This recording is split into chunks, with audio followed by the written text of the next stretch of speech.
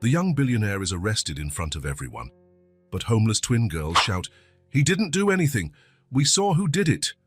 When they start to speak, everyone is shocked. The lights in the ballroom shone intensely over crystal glasses and diplomatic smiles. Noah Crane adjusted his bow tie while shaking hands with influential figures in the city. The annual fundraiser for the Horizon Foundation was packed with politicians, business people, and celebrities, all gathered for a noble cause Noah had championed for years. "Mr. Crane, this year's numbers are remarkable," the mayor commented, raising his glass. "Your contributions to schools in the South District have changed the lives of hundreds of children." Noah just smiled, uncomfortable with praise but pleased with results. He was only 35 and had already turned the tech company he inherited into a powerhouse that balanced profit with social responsibility. It was no surprise that Business Times magazine had put him on last month's cover, calling him the philanthropist of the future. "The credit goes to the team," he replied, modest as always, "and to the partnerships we've built together." That was when he noticed something strange. 3 men in dark suits entered the ballroom, discreet but determined. Their eyes scanned the room until they found Noah. Eye contact lasted only a second, but it was enough to send a chill down his spine. Something was wrong. The cheerful buzz of the event continued, but now it seemed distant to his ears. The men walked toward him, ignoring waiters and guests. Noah looked around, confused. Could it be just paranoia? An unexpected meeting? "It wasn't Noah Crane?" asked the tallest of them, his voice slicing through the surrounding conversation. "Yes. Agent Pearson, FBI." The man briefly flashed a badge. "You're under arrest for money laundering and bribing public officials." The silence that followed seemed made of glass, fragile and cutting. Conversations stopped as if someone had turned off the sound. Glasses froze in midair. All eyes turned toward them. Cell phone cameras were raised. "There must be a mistake," Noah said, keeping his voice steady despite his racing heart. "There's no mistake, sir. Please put your hands behind your back." When the handcuffs clicked around his wrists, reality crashed down on him. It wasn't a nightmare. It was real. The people who admired him just seconds ago now watched with a mix of shock and snap judgments. "Noah Crane, you have the right to remain silent." The agent's voice droned on, mechanical, as Noah was led outside. Flashes went off. A member of the press, who had been covering the charity event, was already broadcasting live. Noah's face, normally poised and confident, was now pale, his expression frozen in disbelief. "Please, listen," he tried to speak, but was cut off. "Anything you say can be used against you in court." Outside, a small crowd had already gathered. The news had spread like wildfire. The man who stood as an example of ethical conduct was now being taken away like a common criminal. Among the onlookers gathering on the sidewalk, 2 small figures stood out not by their presence, but by their agitation. Lily and Leia, in worn-out coats and messy hair, pushed and squeezed between adults to get closer. "Let us through," Lily shouted, her childish voice lost in the chaos. The girls, known only by newspaper vendors and diner owners in the area as the twins from the alley, had eyes widened with urgency. They knew something no one else did. As Noah passed, handcuffed, through the makeshift police barrier, Leia managed to slip between 2 officers. Mister in the suit," she shouted, stretching her tiny hand toward him. A police officer pushed her back with a rough gesture, not even looking at her dirty face. No one cared about the testimony of homeless kids. "He didn't do anything! We saw who did it!" The twins shouted together, their small voices rising above the tumult for a brief moment. But their words were swallowed by the noise of the crowd. No one paid attention. The reporters were too busy capturing the moment Noah lowered his head to enter the police vehicle. The onlookers were too absorbed in the spectacle of a powerful man's downfall. Inside the vehicle, Noah tried to organize his thoughts. How was this possible? Bribery, money laundering. He mentally reviewed every contractor, every transaction of recent months, searching for something that might have been misinterpreted. Nothing made sense. "May I at least know what evidence you have against me?" he asked the agent sitting in front of him. "Your attorney will receive all the details," came the terse reply. On the other side of the dark window, Noah couldn't see them, But Lily and Leia were still there. Small hands pressed against the glass for a brief moment before the vehicle drove away. "He didn't see us," Leia murmured, frustrated. "Nobody ever does." The girls stood on the sidewalk as the crowd dispersed, absorbing the spectacle they had just witnessed. The flashing lights of police cars grew distant, leaving them again in the familiar darkness of the streets. "What do we do now?" asked Lily, squeezing her sister's hand. The cold night wind stirred their hair, reminding them they needed to find shelter. To most people there, that well-dressed man who had just been taken away meant nothing, just another rich person in trouble. Another scandal for the tabloids, but for the twins it was different. They knew the truth. They had seen something no one else had seen. "We gotta help him," Leia decided, with the kind of determination only children possess, the kind that hasn't yet learned to doubt itself. Lily nodded, though she knew how hard it would be. Who would believe them? Two street girls, Ma, with no family, no address, nothing but their own words. "Let's go back to the alley," she whispered. "We need to think." They walked through darker and darker streets, invisible to the hurried eyes of passers-by. On phone screens, in store window TVs, in lively bar conversations, Noah Crane's name was already circulating alongside words like criminal and corrupt.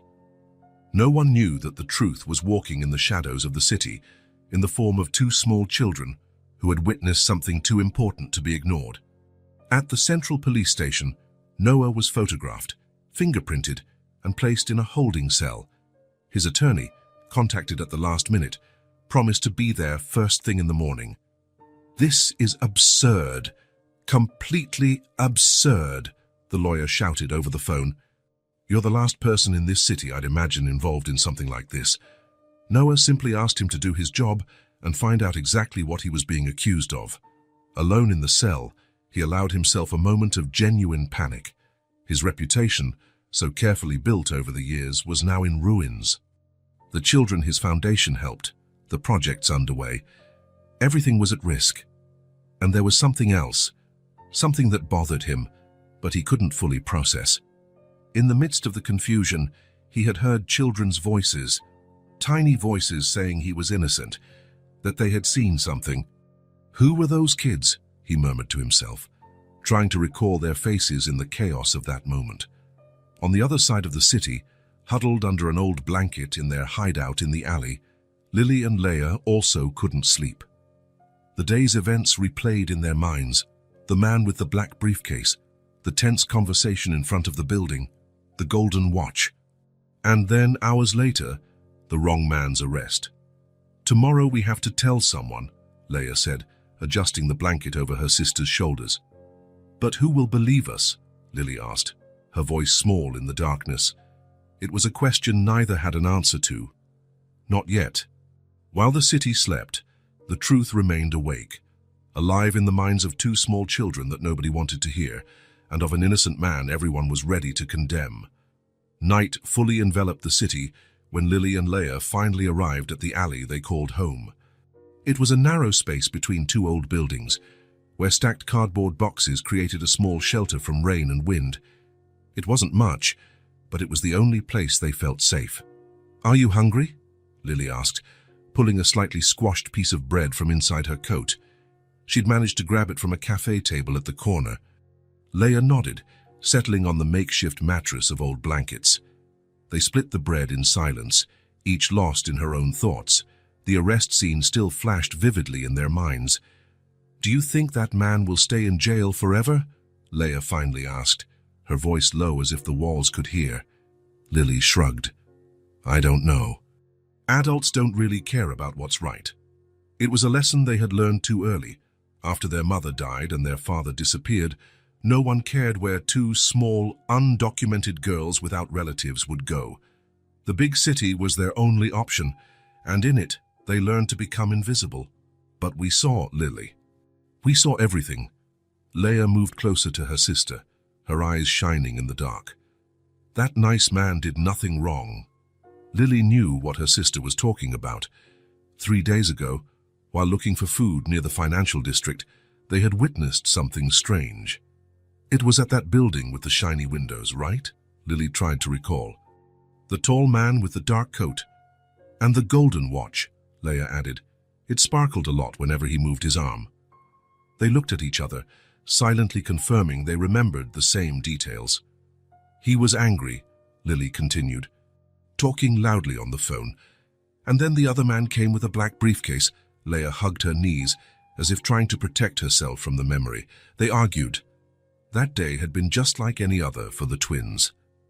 Invisible to most people, they roamed the city, watching everything with their keen eyes. Sometimes they made a few coins helping carry groceries or wiping windshields at traffic lights. But that day, they found something better, a restaurant throwing away still edible food at closing time. It was while waiting behind the restaurant that they saw the two men talking tensely in front of the commercial building across the street. He said, "I won't do that, it's illegal," Lily recalled, imitating the deep voice she had heard. And the other man said, "Either you do it, or I'll make it look like you did," Leia added, narrowing her eyes like the man with the briefcase. After that, the man with the briefcase handed something to the other, papers maybe, and walked away, looking satisfied. The other stood there, holding the papers as if they were too heavy. The girls didn't fully understand what they had seen, but they knew how to recognize a threat. Living on the streets, they had learned to read expressions, sense danger, figure out who might hurt them and who might help. And today they arrested the wrong man, Lily murmured, finishing her piece of bread. The one at that fancy party wasn't the same guy with the black briefcase. But they look alike, Leia observed. Same height, similar hair. Yeah, but not the same person, Lily insisted. The briefcase guy walked differently. And the watch, remember the watch? Leia nodded, closing her eyes to picture it better. Golden, big, really shiny. The man who got arrested wasn't wearing a watch. A noise at the entrance of the alley made them instinctively shrink back. Years on the streets had taught them to hide quickly. They stayed still, breathing softly, until the sound of footsteps faded away. "I'm scared, Lily," Leia confessed once silence returned. "What if that briefcase man finds out we saw him? What if he comes after us?" Lily hugged her sister. She was older by exactly 7 minutes, and she took that responsibility very seriously. Nobody knows we exist. Remember, we're invisible. That was their protective mantra. The invisibility that hurt them so much also served as a shield. But now that invisibility had become a problem, how could they help the man who had been wrongly arrested if nobody saw them, if nobody listened? "We have to tell someone," Leia said, surprisingly resolute for someone so small. "Who's going to believe 2 street kids?" Lily sighed, running her hand through her tangled hair. "They wouldn't even let us get close today." Silence fell between them again. They knew it was the truth. To the world, they were just shadows. Urban ghosts people preferred not to see. No home, no family, no voice. "What about that lady at the cafe?" Leia suggested after a while. "The one who always gives us chocolate." "She's just a waitress and she can't do anything." "What about that police officer? The one who smiled at us that day?" Lily shook her head. "She works for the government. She'll trust her colleagues, not us." Once again, silence. Outside, the city continued its nightlife. Cars passed by, music played somewhere in a distant bar. People returned to their warm homes. Meanwhile, in that makeshift shelter, 2 small children carried a secret too big to ignore. "There has to be someone," insisted Leia, her eyes growing heavy with sleep. "Someone who'll believe us." Lily adjusted the blanket over her sister, protecting her from the intensifying cold. "Tomorrow we'll look for that someone," she promised, though she had no idea who it might be. Lying side by side, the twins looked at the patch of sky visible between buildings. A few stars insisted on shining, despite all the city's light pollution. "That man seemed nice," Leia murmured, almost asleep. "The one who got arrested. He was helping kids." "Yeah," Lily agreed. "Maybe he would have helped us too if he wasn't in jail." "Then we have to get him out," Leia concluded, with the simple, direct logic of children. Lily smiled in the dark. Her sister had always been that way, determined, hopeful, believing good things could happen even when everything said otherwise. "We'll try," she whispered, more to herself than to Leia, who was already softly snoring. She closed her eyes, thinking about the next day. They would need to be brave. They would need to make someone listen. They would need to turn their invisibility into a voice. Sleep finally came.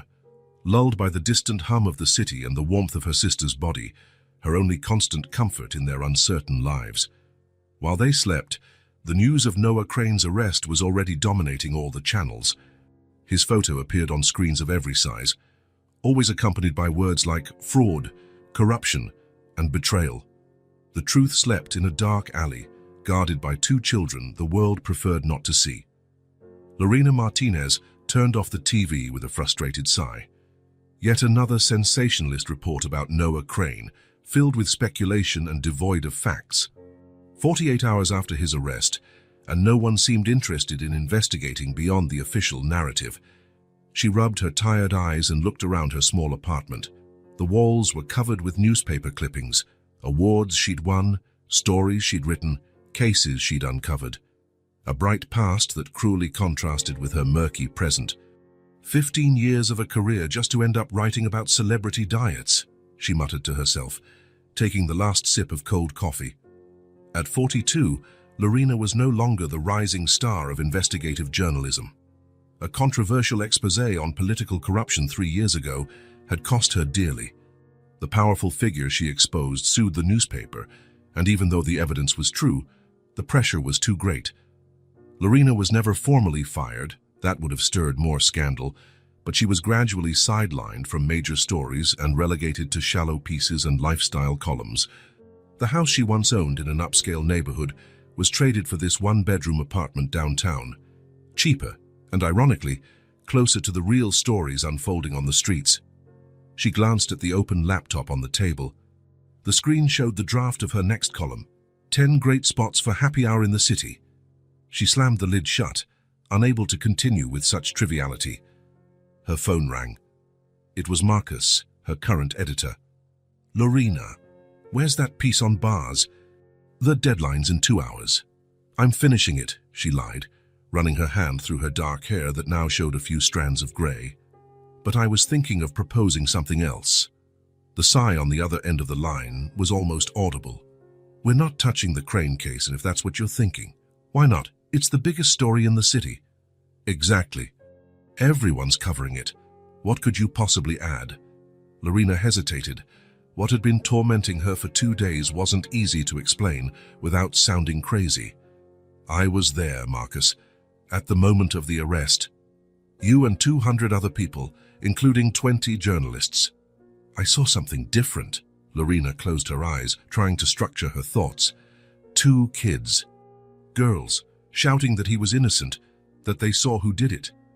There was silence on the other end, followed by a humorless laugh. "Street kids. Lorena, that's what you want to base a story on. Since when do beggars become reliable sources?" Lorena felt her face burn. It was precisely this kind of attitude that increasingly distanced her from today's journalism. Superficial, prejudiced, uninterested in truth. "They might know something," she insisted. "Look, I've read the police report. The evidence against Crane is solid. Signed documents, bank transfers, witnesses. It's an open and shut case. Since when do we accept the police version without question? Whatever happened to verify, verify, and verify again?" Marcus let out a long sigh. "Lorena, you're talented. You always were. But this obsession with conspiracy is hurting your career. Believe me, I'm saying this as a friend. Send in the piece on bars by the end of the day, okay? And forget about those kids." The call ended before she could respond. Lorena threw her phone on the couch and got up, restless. She walked to the window overlooking the busy street. The voices of those girls wouldn't leave her head. "He didn't do anything. We saw who did it." It was just a moment, a flash in the midst of chaos, but there was something so genuine in that shout that it hit her like a punch. It wasn't an adult seeking attention or stirring chaos. It was children, far too young to comprehend the implications of what they said, but old enough to recognize injustice. Lorena grabbed her jacket and a small camera. She didn't need Marcus's approval. If there was a story, she would find it, and if there wasn't, at least she would have tried. She owed it to herself, to the journalism she still believed in, and to those voices no one else seemed to have heard. For 2 days, Lorena combed the area around where the arrest happened. She spoke with security guards, waiters, street vendors, anyone who might have noticed the girls. Some people vaguely remembered 2 girls begging, but no one knew where to find them. Late in the afternoon of the second day, exhausted and nearly giving up, she stopped by a corner diner for coffee. While waiting for her order, she overheard the waitress talking to the cook. The twins showed up again today, gave them the rest of a sandwich, poor things. Lorena lifted her head, suddenly alert. "Excuse me," she interrupted. "Did you mention twins?" The waitress, a woman in her 50s with kind eyes, nodded. "2 little girls who come by here sometimes, always together, always wearing the same worn clothes. I give them food when I can." "Do you know where they stay? It's important." The woman eyed her warily. "I'm a journalist," Lorena explained, showing her press card, already faded but still valid. "I think these girls witnessed something important, something that could help an innocent man." The waitress hesitated, but something in Lorena's expression seemed to convince her. "There's an abandoned market 3 blocks from here. Sometimes I see them going in there late in the afternoon. But be gentle, they're skittish, and if you mean them any harm—" "Never," Lorena assured, leaving a generous tip on the counter. "Thank you." "Really?" The abandoned market stood like an urban ghost among newly renovated buildings. Broken windows, graffiti-covered walls, and a large rusty padlock on the main door that didn't stop people from entering through the sides. Lorena circled the building until she found an opening, a partially torn metal panel, leaving just enough space to slip through. The interior was damp and dark, with little light coming through the high windows. Empty, rusted shelves created a maze of metal and shadows. "Hello?" she called, her voice echoing in the empty space. "Is anyone here? I won't hurt you." "I just want to talk." Silence. Lorena moved carefully, trying not to trip over debris on the floor. Something moved in the shadows, too quick to identify. A rat, maybe. Or maybe not. "I saw you," she said loudly. "On the night that man was arrested. You shouted that he was innocent, that you saw who did it." "I believe you." More silence, but there was a different quality to it now, as if someone were listening very carefully. "My name is Lorena. I'm a journalist. I want to help, if I can." A whisper came from somewhere to her right, then another, like a brief argument. Lorena stayed still, waiting. Finally, 2 small figures emerged from behind a stack of wooden crates. Identical girls, with tousled brown hair and clothes far too big for their thin bodies. "You were there," Lorena said softly, recognizing them. "The night of the arrest." The girls looked at each other, clearly deciding whether to trust her. One took a small step forward. "How do we know you're not his friend?" she asked, voice firm despite the visible fear in her eyes. "Whose friend?" "The bad man. The one with the briefcase." Lorena felt a chill run down her spine. They really did know something. "I don't know any man with a briefcase," she answered honestly. "I'm trying to find out the truth about what happened, just like you." The girl who seemed to take the lead nodded slowly, assessing her. "I'm Lily," she said finally. "And this is Leia." "Those are beautiful names," Lorena smiled. "Do you live here?" The twins exchanged looks again. "We hide here sometimes," Leia replied, her voice gentler than her sister's. "It's safer than the alley when it rains." Lorena felt a pang in her chest. So young, and they already knew so much about survival. "May I sit?" she asked, indicating the floor. "My legs are tired from searching for you." The girls nodded silently. Lorena sat on the floor, placing her bag beside her. She didn't want to intimidate them by standing. "I saw you yelling that night of the arrest," Lorena began. "You said the man was innocent, that you saw who did it. What exactly did you see?" Lily glanced at Leia, who nodded encouragingly. "We were looking for food 3 days before," Lily started, "near those big glass buildings. In the financial district. I don't know what it's called, lots of people in suits." Lorena nodded, letting her continue. "We saw 2 men arguing. One was angry on the phone. He had a black briefcase. It wasn't the man who was arrested," Leia spoke up, completing her sister's account. "He had a big golden watch, really shiny. and he was talking loud, saying bad things. What kind of bad things? Lorena asked gently. Something about money, and about making it look like somebody else did something, Lily said, furrowing her brow in an effort to remember. We didn't understand everything. And you're sure it wasn't the man who was arrested, Noah Crane? Absolutely sure, they both affirmed in unison. But they look alike, Leah added. Like brothers. Lorena felt her heart rate spike. Noah Crane did have a brother, Caleb Crane. They worked together in the family business, if she remembered correctly. Have you seen that man again since that day? Lily shook her head no, but Leah seemed uncertain. I think I saw him on TV, she said timidly. In a show. Which show? Don't know the name. He was talking about the man who got arrested, saying sad things. A chill ran down Lorena's spine. Caleb Crane had given several interviews since his brother's arrest, expressing deep regret and shock over the betrayal. He said he was going to take care of the company now, Lily went on, while the other guy is in jail. It was all making terrible sense to Lorena, an older brother framing the younger to take over the family business. It sounded cliché, but clichés exist for a reason. They happen often. You two are very observant, Lorena praised them, and very brave for trying to help. Few adults would do the same. The girls offered shy smiles at the compliment. Lorena realized it was probably rare for them to hear anything positive about themselves. What do you think about showing me where you saw these men? We could go together. Their smiles vanished, replaced by fear. What if he sees us? Leah asked, voice trembling slightly. He won't see you, Lorena assured. We'll just watch from a distance, and then I promise to take you both for something tasty to eat. What do you say? The mention of food made their eyes light up, but there was still hesitation. Finally, Lily spoke for them both. Okay, but if we see him, we run. Deal. And the financial district was nearly empty at dusk. Most executives had already gone home, leaving only security guards and cleaning crews in the towering glass buildings. It happened there. Lily pointed discreetly to a building on the corner, right by that door. Lorena observed the place.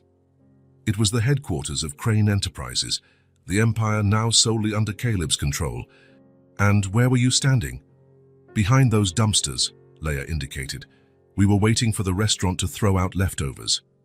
Lorena took out her small camera and snapped photos discreetly, trying to visualize the scene as the girls had described it. The pieces were beginning to fit, but she still lacked solid proof. Testimony from children wouldn't be enough to overturn a formal charge, especially against someone so powerful. Look, there are cameras up there, she noted, spotting security devices around the building. They might have recorded the conversation. Is that good or bad? Lily asked, clearly worried. Good. Very good, Lorena smiled. It means we can prove what you saw. While they spoke, a dark car pulled up to the front of the building. Lorena instinctively pulled the girls behind a column. A tall, well-dressed man stepped out of the vehicle. That's him, Leah whispered, gripping her sister's hand. The man with the briefcase. Lorena looked carefully. Caleb Crane. She had never seen him in person, only in photos and news stories. The resemblance to Noah was striking, but there was something else, an edge in his gaze, a tension in his shoulders, and on his wrist, a golden watch shining under the streetlight. Let's go, Lorena said quickly, guiding the girls away. I've seen enough. At a nearby diner, Lorena watched the twins devour burgers with a hunger that tugged at her heart. While they ate, she thought about the next step. She had a lead and witnesses, but she also had a powerful opponent who wouldn't hesitate to silence anyone threatening his plans. Where do you sleep? She asked casually, trying not to sound invasive. In the alley behind the shoe store, Lily answered between bites. We have a spot there. All by yourselves? The girls nodded as if it were the most normal thing in the world. And your parents. A heavy silence fell over the table. Leah lowered her eyes to her plate. Lily was the one who answered, her voice suddenly older than her years. Our mom died. How Dad vanished. I'm so sorry, Lorena said sincerely. How long have you been on the streets? Lily shrugged. Not sure. Since last winter. More than a year, then. 2 children alone, surviving on their own, invisible to a system that should have protected them. A decision formed in Lorena's mind, so clear and certain it surprised her. You can't go back to that alley," she said firmly. "It's not safe, especially now." "Why?" Leia asked, alarmed. "Because you're important witnesses. If Caleb Crane finds out you saw what he did, it could be dangerous." "But we don't have anywhere else," Lily said pragmatically, as usual. Lorena took a deep breath. What she was about to offer was completely impulsive, probably reckless, and would definitely complicate her already complicated life. But seeing those dirty faces and eyes far too wise for their age, she knew she had no other choice. "You can stay with me," she offered, "for now. Until we figure this out." The girls looked at her warily, accustomed to never trusting an offer that seemed too good to be true. "Why?" Lily asked bluntly. "Why would you help us?" Lorena could have mentioned the story, the chance to rebuild her career, the opportunity to take down a powerful criminal. All were true but incomplete. "Because you had the courage to shout the truth when everyone else believed the lie," she answered honestly. "And because no one else seems willing to protect you." The twins looked at each other, having one of those silent conversations only twins seem able to have. Finally, both nodded. "You trusted me with your story," Lorena said, placing her hands on the table. "Now trust me with your safety." After a moment of hesitation, 4 small hands reached out over hers, a silent pact formed between a reporter who still believed in truth and 2 children who never had a reason to believe in anything. Lorena's apartment had turned into an improvised investigation center. The walls, previously covered only with old newspaper clippings, now displayed a mosaic of information about the Crane case, photographs, clippings, notes, and colorful lines connecting different elements. Anyone walking in would think they'd entered the office of an obsessive detective or a madwoman. Lorena preferred the former label, though she suspected many would choose the latter. 3 days had passed since she found Lily and Leia in the abandoned market. 3 days of discovery and planning. Choosing not to immediately publish a story about the girl's testimony wasn't easy, but it was necessary. Marcus would dismiss it as a childish fantasy, she muttered to herself while flipping through another stack of documents. And worse, it would warn Caleb. Caleb Crane. The name now dominated her thoughts. The older brother, always in the shadow of the more successful and charismatic Noah, or so the media profiles claimed. Now, with Noah in jail, Caleb had emerged as the new leader of the Crane Empire. Far too convenient to be a coincidence. Her phone buzzed with a text message. It was from Clara Wilson, an old contact in the local district attorney's office with whom she'd kept in touch over the years. "Got what you asked for. Meet at our usual cafe in an hour." Lorena glanced at the clock, 7:30 in the morning. She quickly got ready and left. The usual cafe was actually a small diner far from places frequented by journalists and corporate lawyers. Clara was already waiting at a corner table, a manila envelope in front of her. "I'm taking unnecessary risks for you, Lorena," the woman said instead of greeting her. "My boss would kill me if he found out." Clara worked at the DA's office, with privileged access to active case documents. They had an old friendship from the days when Lorena was still considered a respected journalist. "I wouldn't ask if it wasn't important." Lorena took a sip of coffee the waitress had just brought. "What did you find out?" Clara pushed the envelope across the table. "The evidence against Noah Crane is solid, at least on the surface. Signed documents, bank transfers, emails. The kind of thing that convinces juries. But," Lorena sensed there was a but there are inconsistencies in the dates, access times, metadata discrepancies. Nothing a prosecutor would consider relevant without strong evidence of manipulation. Like a witness who heard Caleb Crane threatening someone, talking about making it look like somebody else did it. Clara frowned. "You have a witness?" Lorena hesitated. She couldn't expose the girls yet. "I'm investigating that possibility. Well, whoever it is, they'll need more than words. Noah's defense is focusing on technicalities, claiming the evidence was illegally obtained. Nobody's questioning its authenticity." "That's strange," Lorena reflected.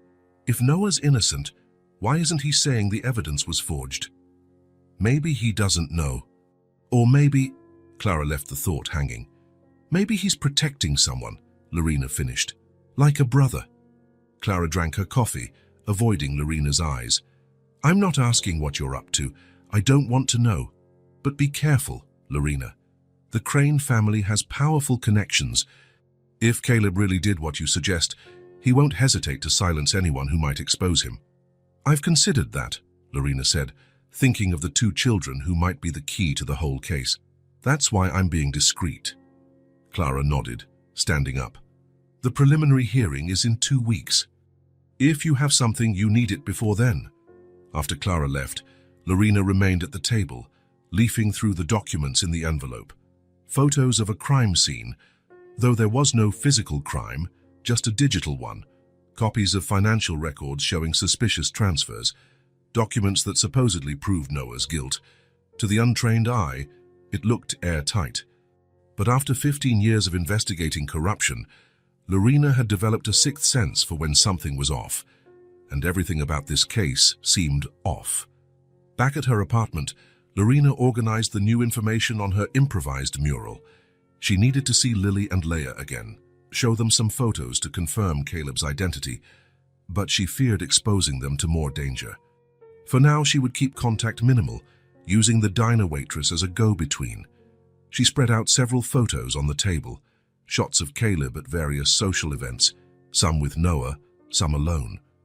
She prepared them to show the girls at their next meeting. Her theory was taking shape. Caleb set up his brother. He forged evidence, possibly with help from someone inside the company. But why? Envy, money, power. All options seemed plausible. She needed more information about the brothers' relationship. Lorena consulted her old files and digital archives, looking for articles she'd written about the Crane family over the years. She found some corporate profiles, notes on charity events, but nothing substantially revealing. She then turned to another contact. She dialed a number she hadn't used in years. David, it's Lorena Martinez. I know it's been a while, but I need a favor. David Kim had been her photographer on many important stories. Now he worked freelance, mostly covering social events for the city's elite, the same circles the Crane brothers moved in. Lorena, wow, is it really you? It's been forever. How's life covering celebrity pieces? The slightly ironic tone didn't go unnoticed. Boring, which is why I'm after something more substantial, she replied honestly. I need information about Noah and Caleb Crane. Rumors, gossip, anything that didn't make it to the press. The not-so-united brothers, David laughed. Anything specific in mind? Their relationship, how they interacted. Was there tension? Well, that wasn't exactly a secret in the inner circles. Caleb always resented the fact that Noah took control of the company, even though he was younger. There were some very awkward moments at certain events. Lorena took notes quickly. What do you mean, awkward? Quiet arguments in corners, Caleb drinking too much and making snarky comments. One time last year, I heard him telling someone that Noah didn't deserve their father's legacy. Of course, it was all behind the scenes. In public, they were the perfect family. Do you think Caleb would be capable of sabotaging his own brother? There was a pause on the line. Lorena, what are you getting into? Just answer me. It's important. David sighed. Yes. Absolutely yes. Honestly, I'm surprised it took this long. A chill went down Lorena's spine. It wasn't just conspiracy theory. There was a real motive, a history, a pattern of behavior. I need photos of them together. All you have, especially the unpublished ones. I can get those, but Lorena, be careful. The Cranes have friends everywhere. After hanging up, Lorena looked at the evidence board she'd created. Something important was missing: how to protect her key witnesses. Lily and Leia still lived on the streets, vulnerable to anyone who wanted to silence them. She needed a safe place for them, but couldn't just bring them permanently to her apartment without raising suspicion. There were legal complications, custody issues, and the risk of Caleb discovering them. She needed a better plan. She thought of Clara, who knew trustworthy social workers, or David, who had connections with discreet shelters. But each option brought new risks, involving more people in the secret. For the time being, she would meet the twins in neutral places, always changing locations, never establishing a pattern. She needed more time to gather solid evidence before taking the next step. Deciding to fully investigate before publishing seemed more right every hour. This wasn't just a story. It was a mission for justice, for Noah Crane, wrongfully accused, for Lily and Leah, who risked everything to speak the truth, and for herself, a journalist who had lost her way but now found renewed purpose. She looked again at the board, at the lines connecting facts, at the faces of Noah and Caleb, at her notes about two small witnesses no one else had heard. She knew every move had to be careful, every source double-checked, every theory tested. She would protect Lily and Leah without alarming Caleb. Because if she was right, she wasn't just uncovering corporate fraud or a typical corruption case. She was exposing a family betrayal, a meticulous plan to destroy a brother, and people capable of that wouldn't hesitate to eliminate an intrusive reporter and two inconvenient young witnesses. The afternoon sun heated the city sidewalks, creating waves of heat rising from the asphalt. Lily and Leah walked hand in hand, as they always did when venturing far from their hideout. Their meeting with Lorena days before had changed something in them. They were no longer just invisible survivors. Now they were important witnesses. "Do you think the reporter lady will really help the man in jail?" Leah asked, hopping over a sidewalk crack. Lily shrugged, always the cautious one. "Maybe. Adults promise a lot of things. But she listened to us. Nobody ever listens to us." On that, Lily had to agree. Lorena was different. She hadn't treated them like ghosts or nuisances. She'd looked them in the eye, asked questions, believed them. And most importantly, she hadn't forced them into any official shelter that might separate them. "She told us to be careful," Lily recalled, "not to talk to anyone else about what we saw." They were in a commercial area, searching for leftover food or a quick job that might earn a few coins. That's when they passed by an electronics store, its window filled with TVs, all tuned to the same channel. Leah stopped abruptly, squeezing her sister's hand so hard it hurt. "Lily," she whispered, voice trembling. "Look!" On the biggest screen in the center, a well-dressed man was speaking to reporters. The caption read, "Caleb Crane, brother of Noah, takes over Crane Enterprises." It was him. The man with the black briefcase. The one with the golden watch. The same face they had seen that night, arguing in front of the building. The same man who threatened to make something look like somebody else's doing. "It's him," Leah murmured, as if scared he might hear her through the glass. "The briefcase man." Lily stood frozen, staring at the face on the screen. Now it made even more sense. He wasn't just some random stranger. He was the brother of the man who was arrested, are committed to upholding a legacy of excellence. "Despite the tragic betrayal we all feel," Caleb Crane was saying, his voice smooth and composed, nothing like the threatening tone he'd used that night. A woman approached the girls. "So sad, isn't it?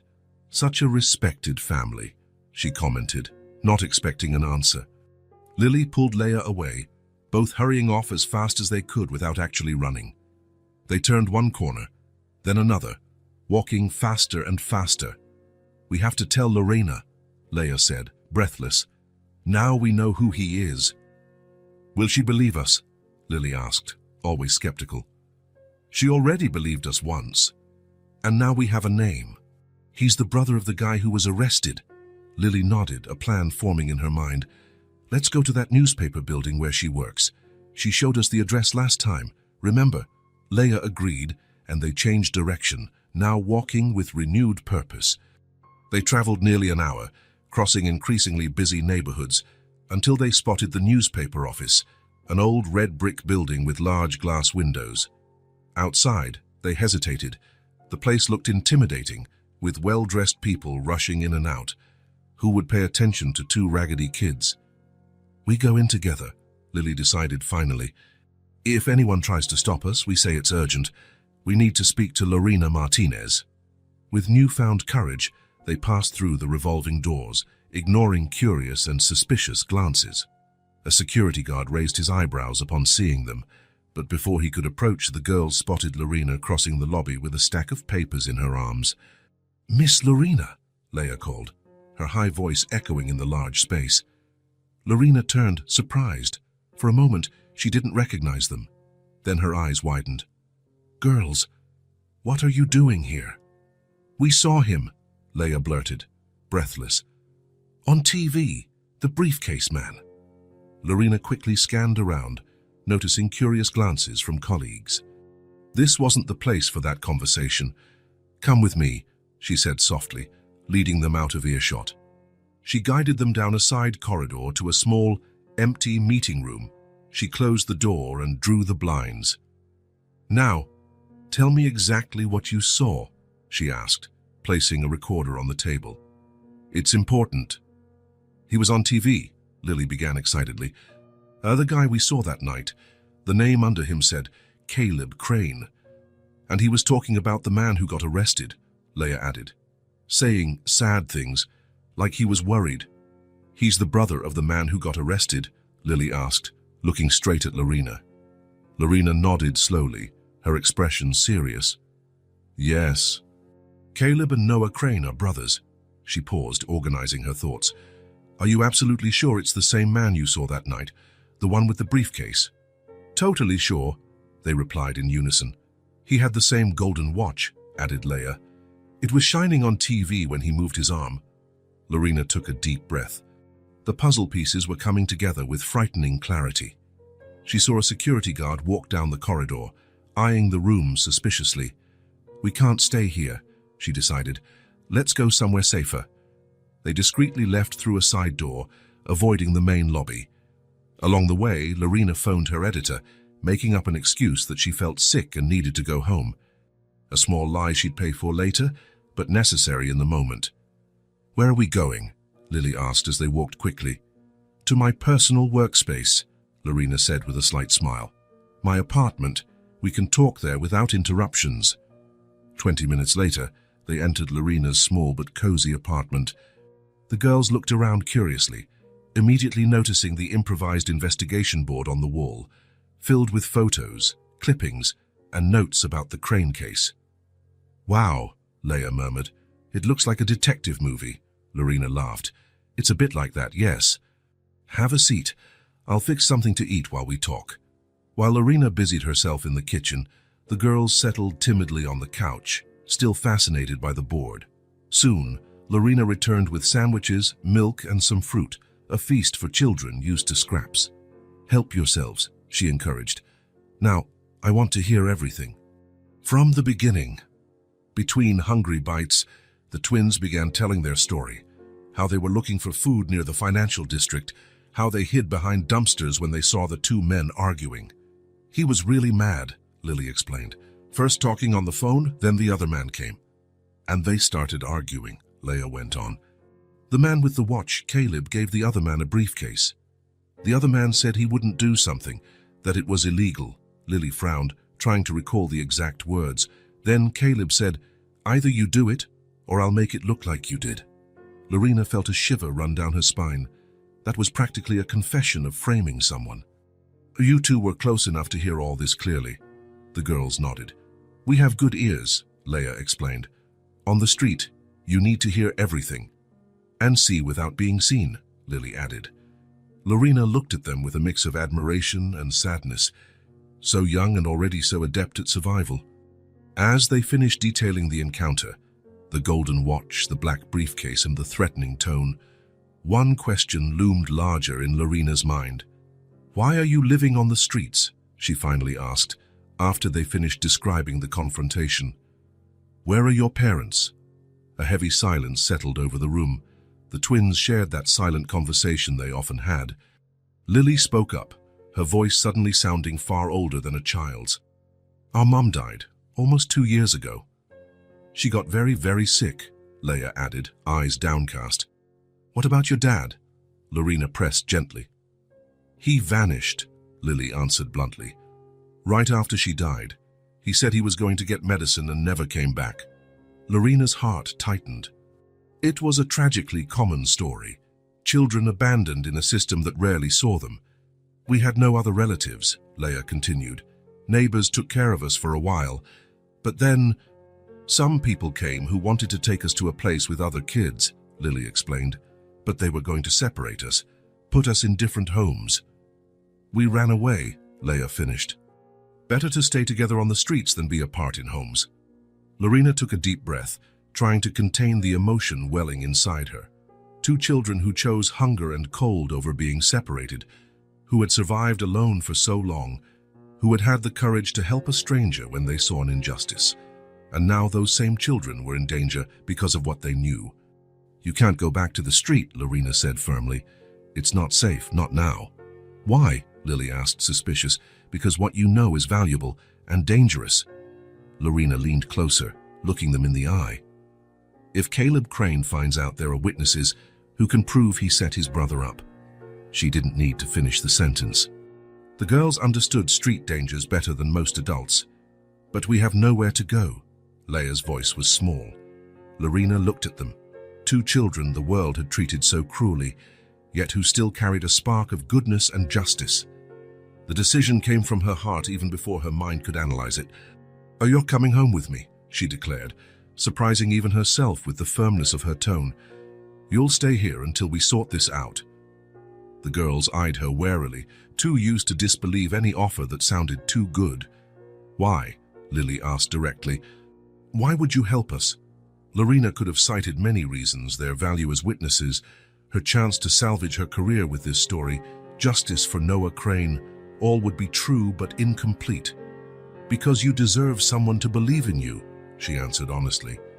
"Because you were brave enough to speak up when it would have been easier to stay silent. And because," she hesitated, swallowing a lump in her throat, "because no one should be alone in this world." The twins looked at each other, sharing one of those silent twin conversations again. After a moment, they both nodded. "Okay," Lily agreed. "But if we don't like it, we leave." "Deal," Lorena smiled, extending her hand. "Is that a pact?" Four small hands settled on hers, a silent agreement between three people brought together by fate in the most unexpected way. While the girls finished eating, Lorena fetched sheets and blankets from her closet. She improvised a mattress on the floor of her small office, stacking pillows around it to make it cozier, like a little fort. "It's not much," she said, suddenly self-conscious about her modest apartment. "But it's safe." "It's paradise," Leah murmured, stroking the soft blanket in awe. Lily remained more reserved, but her eyes shone with an emotion she tried to hide. Later, after a hot bath, probably their first in weeks, the girls settled on the makeshift bed. Lorena brought warm milk with honey, sitting beside them. "Tomorrow we need to plan our next step," she said. "What you know can help free Noah Crane, but we have to be careful with how we use this information."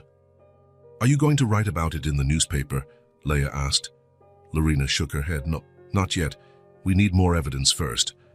And we need to make sure you're both safe." "The bad man, Caleb, will be mad if he finds out we saw him," Lily said, stating what they were all thinking. "He won't find out," Lorena promised. "I'll protect you." When the lights went out and the apartment fell into darkness, Lorena stayed awake, thinking about the consequences of her decision. She had offered her home to two strangers. She was about to take on one of the most powerful men in the city. She was diving into an investigation that could either restore or completely destroy her career. And yet, hearing the soft breathing of the sleeping girls, she knew she couldn't have done otherwise. In the next room, Lily and Leah slept side by side, as they always had. But for the first time in a long while, they didn't need to keep one eye open, ready for the slightest sound. For the first time, they could simply be children. "Do you think it'll work out?" Leah whispered, not yet fully asleep. "I don't know," Lily answered honestly. "But she heard us." That's a start. On the living room wall, the investigation board waited, pieces of a puzzle still incomplete. Tomorrow, with the help of two small witnesses, Lorena would start fitting them together. The truth was within reach, and for the first time, she had allies no one would ever suspect. A week had passed since Lily and Leah arrived at Lorena's apartment. They adapted surprisingly well, as if they had just been waiting for a safe place to truly relax. They still had occasional nightmares and odd habits, like stashing food in their pockets or waking up at the slightest noise. But gradually, a routine settled in. Lorena worked remotely whenever possible, claiming she was researching a big story. She wasn't lying. She just left out the part about her main sources living in her home. That morning, while the girls were drawing at the kitchen table, Lorena made a call she'd been postponing. "Clara Wilson, it's Lorena Martinez. We need to talk urgently." Not on the phone. 2 hours later, Lorena sat in a discreet cafe in a residential neighborhood, far from downtown and the usual journalist or corporate lawyer hangouts. She'd left the girls with an elderly neighbor, the only person she trusted enough. Clara arrived on time, looking elegant in a grey suit that contrasted with her concerned expression. "I hope this is important, Lorena. I left a prep meeting for the preliminary hearing." "It is about the hearing, and your client." Lorena glanced around to make sure no one was listening, then slid a folder across the table.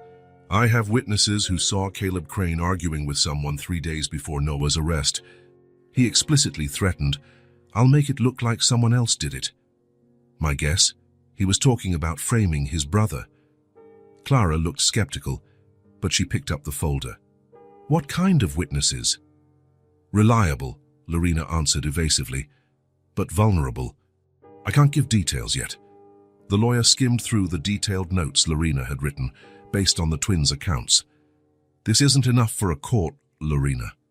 That's why I need your help. You have access to internal records from the company that I can't get.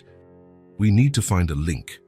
Clara hesitated, clearly torn between professional skepticism and her own gut feeling that something was off about this case from the start. "What exactly are you suggesting?" "Check the company's system access logs in the days before the alleged illegal transfers. See who accessed Noah's account, from where to, and at what times. Look for unusual patterns." Clara thought for a moment. "We've done basic checks, but not with that specific focus." She paused. "What do you know about the relationship between the brothers?" "I know it wasn't as harmonious as it looked. Caleb resented for years that Noah, the younger one, took over the company when their father died." "That's not exactly a secret, but also not common knowledge," Clara said, now more intrigued. "Noah never wanted to air their dirty laundry. He always protected Caleb, even when what?" Clara sighed, lowering her voice. "He was a client of another lawyer at our firm. Caleb almost faced charges for market manipulation 3 years ago. Noah stepped in, took responsibility for some questionable decisions, made deals. He protected his brother." Lorena felt a chill, the missing piece. "And now Caleb isn't returning the favor. In fact," Clara mused, "if your suspicions are correct, he's doing the opposite, using Noah's tendency to protect him against him." The two women looked at each other, the same idea forming simultaneously. "Noah knows," Lorena said. "He knows or suspects it was Caleb, so he's not claiming the evidence was fabricated. He's still protecting his brother." "Misplaced family loyalty," Clara sighed. "He refuses to point the finger at Caleb, even if it means staying in jail." "We need hard proof," Lorena decided. "Something Noah can't ignore," Clara agreed, checking her watch. "Let's meet again in 2 days. I'll investigate access logs, suspicious activities, anything to support your theory. And I'll dig deeper into the motives. Always follow the money, right?" 2 days later, Clara arrived at the same cafe with an expression of both triumph and worry. Without any small talk, she placed a flash drive on the table. "You were right," she said quietly. "All the incriminating documents were first accessed under Caleb's login, then under Noah's." "He could claim he was just reviewing his brother's documents," Lorena noted. "Yes, except the metadata shows those documents were created while Noah was on a flight to Seattle. He was literally in the air with no internet when his login supposedly created the files." Lorena smiled, feeling that familiar thrill that comes with a significant discovery. "What about the transfers?" "All initiated from an IP registered to Caleb's personal computer, even though they used Noah's credentials. Our experts initially didn't catch it because they assumed Noah might have been using his brother's computer, but he wasn't. Not according to the building's access logs. Noah wasn't in Caleb's office on those days." Lorena picked up the flash drive, sensing how its tiny weight contrasted with the magnitude of its contents. Is this enough for court? Combined with the twins' testimony about the explicit threat, enough to at least postpone the preliminary hearing and launch an investigation into Caleb, and to get Noah out temporarily. Possibly. Clara hesitated. But Lorena, this still doesn't explain the motive. Why now? The brothers seem to be getting along for the past few years, at least publicly. Lorena slid another folder across the table. The classic motive, money. I've been investigating. Caleb has significant gambling debts, over 2 million. And recently, Noah started questioning some risky investments Caleb made in the company's name. Clara looked through the documents, her concern deepening.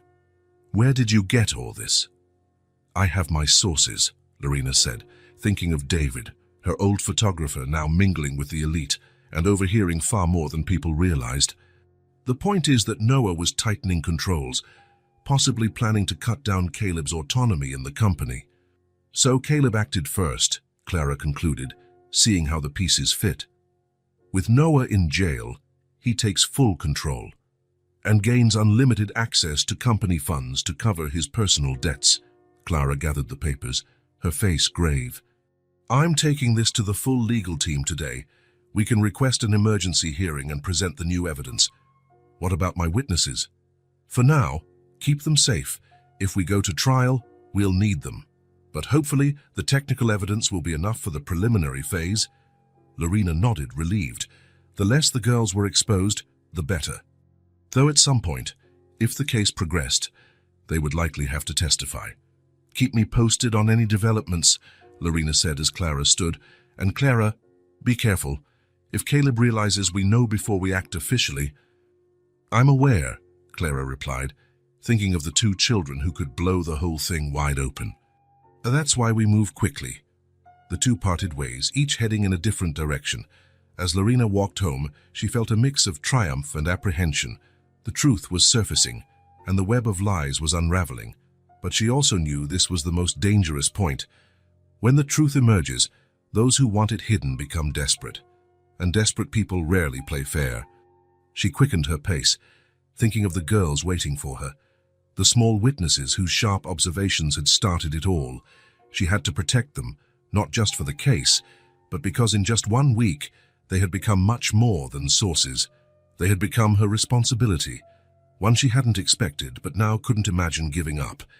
In her pocket, the flash drive seemed to throb with the truths it contained, enough evidence to begin dismantling Caleb's carefully built fraud. But Lorena knew one piece of the puzzle still remained. Noah needed to know the truth, and more importantly, he needed to stop protecting the brother who had betrayed him. Meanwhile, across town, Clara walked into her office with a clear mission. And in another part of the city, in a luxurious penthouse, Caleb Crane received a discreet call from someone within the judicial system. Mr. Crane, we have a problem. Someone's looking into the corporate system access logs. The hunt was on. The first time Lorena noticed something odd was on a Tuesday morning. A dark car parked across the street, with 2 men inside. They did nothing, just watched. They could have been undercover cops, private investigators, or simply neighbors waiting for someone. But her journalistic instincts, honed by years of covering corruption, set off a silent alarm.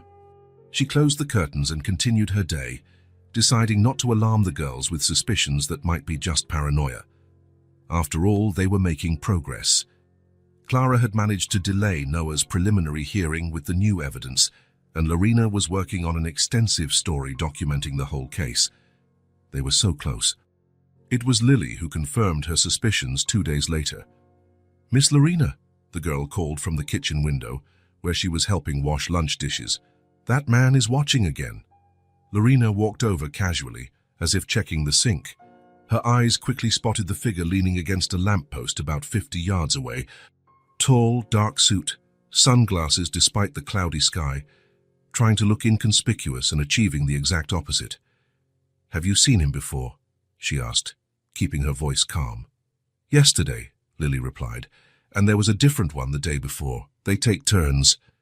A chill ran down Lorena's spine. Of course the girls noticed. They had survived on the streets with an almost supernatural ability to sense danger and know when they were being watched. "How do you know they're watching us specifically?" Lily shrugged, as if the answer was obvious. "They stay in the same spot for hours, always looking at this building. When you leave, one of them follows you." "They followed me." Lorena hadn't noticed. "Yesterday, when you went to buy bread," Lily confirmed. "I saw it from the window. He kept his distance, but he was tailing you." At that moment, Leia entered the kitchen, eyes wide with worry. "Another car just showed up," she said quietly. "At the corner. There's a man inside." Lorena took a deep breath, trying to keep panic at bay. Caleb Crane had found out. Somehow he knew she was investigating. Maybe he even knew about the witnesses. It was only a matter of time before they tried something more drastic than mere surveillance. "Should we leave?" Leia asked, body tense with the familiarity of someone who's had to flee many times. The question pierced Lorena like a spear. These children, who had just begun to find some stability, were ready to pack up and run again. That was their life. Never belonging, never settling, always running. "No," Lorena decided firmly. "We're not running. This is our home." The words startled Lorena as much as they did the girls. Our home. When had her little apartment become a shared home? When had these two children, strangers until recently, become so important? "But they're dangerous," Lily pointed out, ever practical. "That briefcase man, Caleb, sent them." "Probably," Lorena agreed. "But they can't touch us. Not without consequences." She reached for the phone and dialed a number. "Clara? It's Lorena. We have a problem. I'm being watched." "Yes, I'm sure." The conversation was brief. Clara promised to contact a judge friend to get a temporary protective order. She would also speed up efforts to present the evidence against Caleb. "As for your special sources," Clara said carefully, "you need to keep them completely out of sight." "Understood. We're taking precautions." After hanging up, Lorena gathered the girls in the living room. They needed a plan, and the children deserved to know the truth of the situation. "Listen carefully," she began, sitting so she was at their level. "Those men probably work for Caleb Crane. They found out we're investigating, but they don't know exactly what we have." "Do they know about us?" Leia asked, her voice small. "They might suspect I have witnesses, but I doubt they know who you are. They just think you're kids I'm helping." There was no guarantee of that, of course, but Lorena wanted to ease the girls' immediate fears. "For now, we'll take some precautions. No standing near windows. No going out alone, ever. And if anyone rings the bell, don't open the door unless I say it's safe." The twins nodded solemnly. For children their age, they absorbed instructions with impressive seriousness. "We know how to hide," Lily assured. "But I don't want you hiding," Lorena replied, taking both their small hands. "I want you to live, to play, to feel safe. We just need to be careful for a few more weeks. After we resolve this, everything will be okay." "And then? Will we have to leave?" Leia's question hung in the air, laced with both fear and hope. Lorena hadn't thought that far ahead. When she took them in, she was thinking only of their immediate safety as witnesses. But each day, each small moment, drawing at the kitchen table, bedtime stories, little discoveries about their likes and dislikes, had woven connections she never thought possible in so short a time. The reporter who had lived alone, focused only on her career, now worried about mealtimes and vitamins, about nightmares and talk of the future. "No," she finally answered, surprising herself with the certainty in her voice. "You won't have to go unless you want to." The twins' eyes widened in unison. "Really?" Lily asked, still cautious. "We can stay," Leia added, her hope overflowing in her voice. Lorena nodded, feeling tears unexpectedly sting her eyes. "If you want, this could be permanent, legal, official, after all this is over." Her words hung in the air, filled with promise and possibility. Then, in a movement so sudden it caught her off guard, both girls flung themselves into her arms, hugging her with the desperate strength of those who finally find safe harbor after a long storm. "We'll stand up to those bad men," Leia promised, her face buried in Lorena's shoulder. We've faced worse, Lily added, ever pragmatic, even in emotional moments. Lorena hugged them back, feeling a lump in her throat. How could two so young have faced so many hardships, and how could they still hold on to this capacity to trust, to embrace, to love? You're not alone anymore, she murmured into their hair, a promise to herself more than to them. Never again. Outside, the men continued their watch, unaware of the small moment of transformation happening inside the apartment they monitored. They couldn't know they were witnessing, from a distance, the birth of a family formed in the unlikeliest way, by chance, by courage, and by a shared sense of justice, a family now prepared to face any threat, together. The Metropolitan Detention Center was a grey, austere building surrounded by high walls and barbed wire. Lorena had been there many times throughout her career, interviewing criminals for her reports. She never imagined she'd come back to defend someone's innocence. I brought all the documents, Clara said as they walked through the parking lot toward the entrance. Including the IP logs and metadata inconsistencies, Lorena nodded, feeling the weight of the folder she carried. Inside were drawings by Lily and Leia, surprisingly detailed sketches of the man they saw, the golden watch, the black briefcase. Kids have their own way of capturing details adults often ignore. Do you think he'll believe us? Clara hesitated.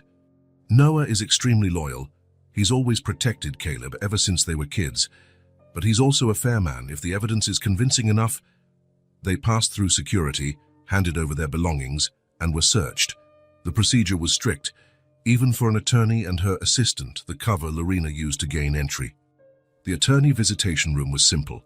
A metal table, 4 chairs, grey walls, no windows, a camera in the upper corner, no audio.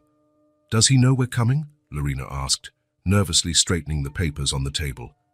He knows I have new evidence. I didn't mention you or the witnesses. The metal door swung open with a metallic clang. Noah Crane entered, escorted by a guard. He looked thinner than in recent photos, with dark circles under his eyes and a pallor that spoke of sleepless nights. Still, he stood tall, dignified. The orange prison uniform seemed completely out of place on a man like him. Clara, he greeted with a faint smile, before noticing Lorena. Confusion briefly crossed his face. I didn't expect company. This is Lorena Martinez, Clara introduced. An investigative journalist. She's working on your case.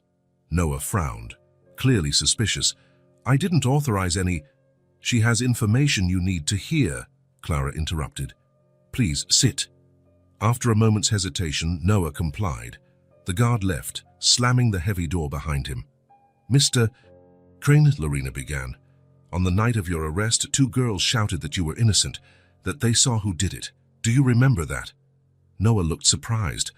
There was so much confusion. So many people. He paused.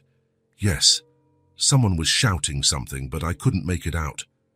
They were 2 homeless twins, very young. They witnessed something 3 days before your arrest, something that might prove your innocence. Lorena then carefully recounted what Lily and Leia had seen. Caleb on the phone, visibly upset. His explicit threat, either you do it, or I'll make it look like you did. The black briefcase, the golden watch. Noah's face cycled through a range of emotions, confusion, disbelief, hurt, and finally a reluctant understanding. This is, his voice faltered, how can I believe the testimony of 2 street kids I've never met? Clara opened her folder, spreading the documents on the table. It's not just their testimony. We analyzed the company's system logs. The documents incriminating you were accessed first by Caleb's login, then yours. Some were created while you were flying to Seattle with no internet access. Noah studied the logs, his face growing paler. And the bank transfers were initiated from an IP tied to Caleb's personal computer, Clara continued, while using your login credentials.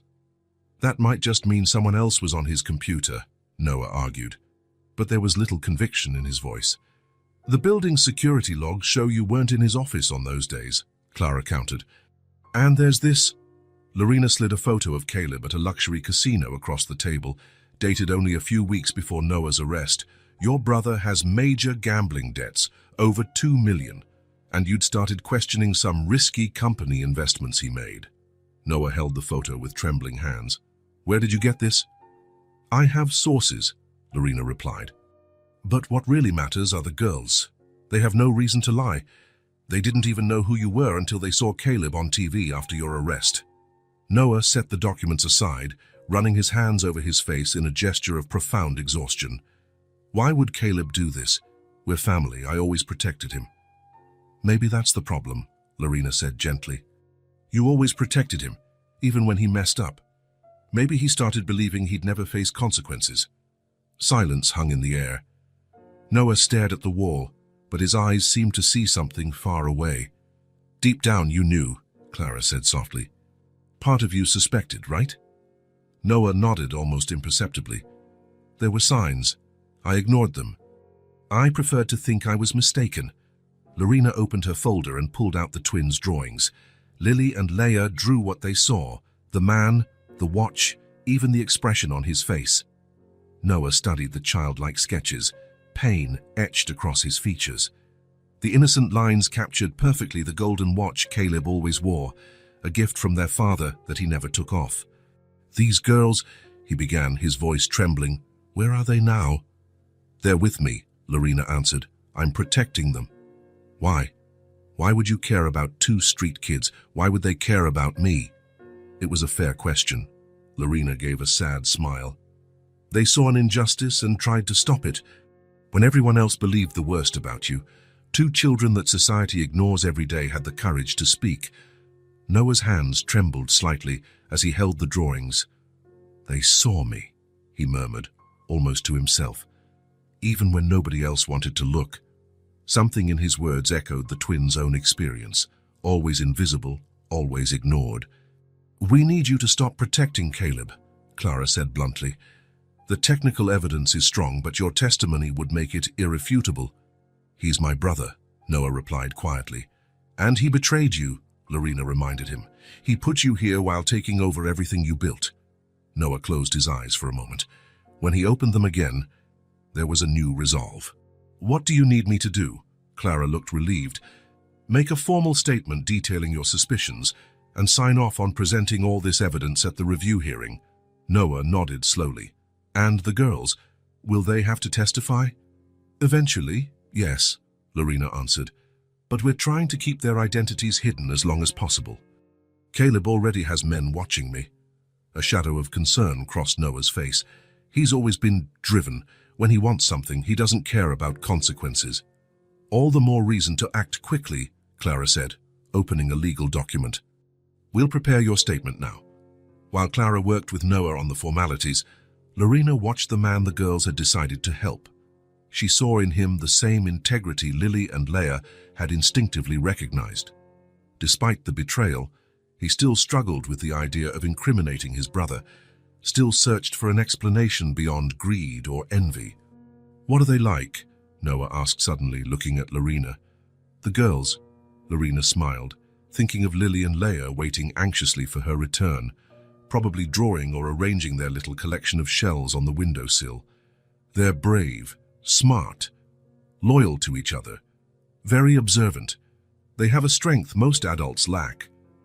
Noah nodded, a faint smile on his lips. I'd like to thank them personally someday. I'm sure that'll happen, Lorena replied. When you're free. With those words, the 3 returned to their work, weaving together a truth strong enough to topple the lies that had imprisoned an innocent man. It's too risky, Lorena insisted, pacing around a meeting room at Clara's law firm. If Caleb suspects anything, Clara calmly adjusted documents in her briefcase, unflappable in the face of the journalist's worries. He won't suspect.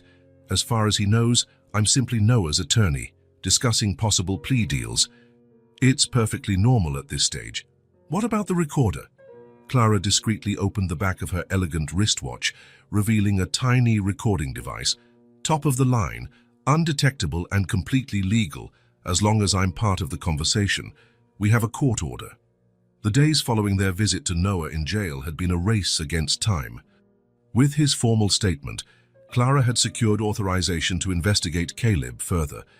Surveillance on Lorena's apartment had increased, making it necessary for the twins to remain inside at all times. The strategy was simple but dangerous. Lure Caleb into a conversation where he might incriminate himself.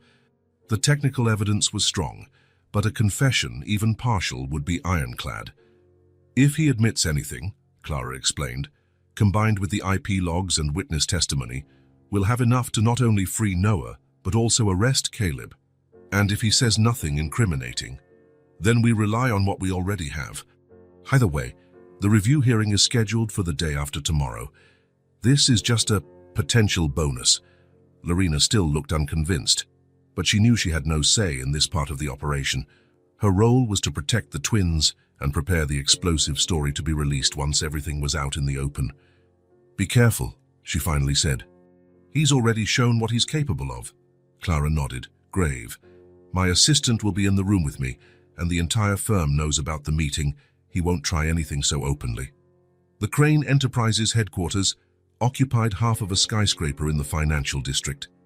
Caleb's office, now that he was interim CEO, was on the top floor, with a panoramic view of the city. Clara observed the clouds through the massive windows while she waited, her assistant sitting silently nearby, briefcase open and pen ready. The door opened, and Caleb Crane walked in, immaculate in his tailored suit, the famous golden watch gleaming on his wrist. He smiled with that particular confidence of powerful men who believe they're above consequences. "Clara, what a pleasant surprise," he said, extending his hand. "When my secretary mentioned my brother's attorney wanted to see me, I must admit, I was intrigued." Clara shook his hand briefly. "I appreciate you fitting me into what must be a busy schedule. As you know, Noah's review hearing is approaching." "Yes, a regrettable situation," Caleb replied, seating himself behind his imposing desk. "I do hope we can resolve it in the least painful way for the family and the company."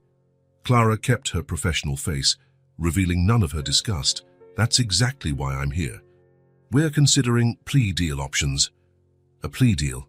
Caleb raised his eyebrows in surprise. "I thought Noah was declaring himself innocent." "He is, but cases like this can drag on for years. Years that would be damaging to the company's reputation, one he built." Clara paused for effect. "Even if he's innocent, sometimes it's more practical to end things quickly."